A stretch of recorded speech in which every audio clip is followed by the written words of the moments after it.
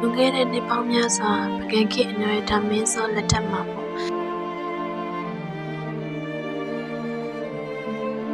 ဒီမပြရာကနေမြန်မာနိုင်ငံကိုရောက်လာတဲ့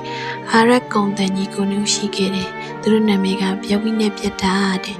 သူတို့ကထူးဆန်းတဲ့စော်ကြီးသားကိုစားမိတာကြောင့်တာမန်လူတွေထက်အစာပေါင်းများစွာတန်မာပြီးလေလူလင်းမြန်းတဲ့အစွမ်းတွေကိုရရှိခဲ့ကြတယ်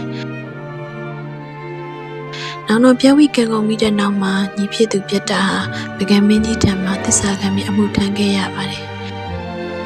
ပြတ်တာမင်းရဲ့သစ္စာကိုငါယုံကြည်တယ်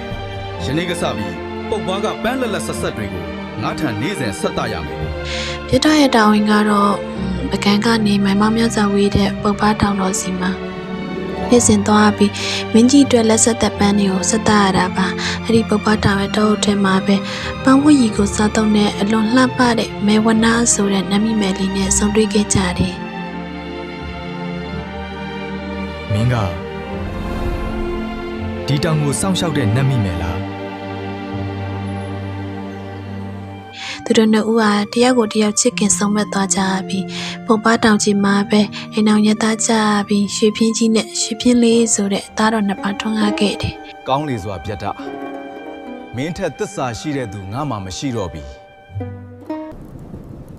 မသွားပါနဲ့ဦးလားဒီနေ့မိုးသက်လေပြင်းတွေကျနေတယ်ပြတ်တာဟာမိသားစုကိုချစ်တယ်လို့မင်းကြီးပေါ်မှာလည်းအလွန်သစ္စာရှိပါတယ်။ဒါပေမဲ့ဒီနေ့မှာတော့ကကြမကမျက်နှာလွှဲခဲ့တယ်။မိုးသက်ထန်စွာရသောနာကြောင့်သားတော်လေးတွေကိုဖခင်စိတ်နဲ့တွေ့တာမိတာကြောင့်ပြတ်တာပကံနန်းတော်ပန်းဆက်သားဖို့အချိန်မီရောက်လာနိုင်ခဲ့ဘူး။ပြတ်တာမင်းငါကိုသစ္စာဖောက်လေပြီလားစီကံကြီးလာတဲ့အနော်ရတာမင်းကြီးက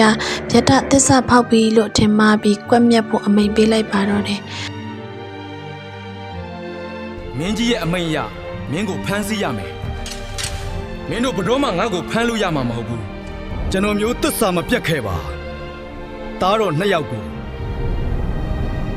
မင်းကြီးစောင့်ရှောက်ပါမောင်တို့ကိုတတ်လိုက်ပြီလားကျမရဲ့ရင်ထဲမှာမီးတွေလောင်နေပြီပြတ်တာကွက်မြက်ခံရတဲ့တရင်ကိုကြားလိုက်ရတဲ့အခါ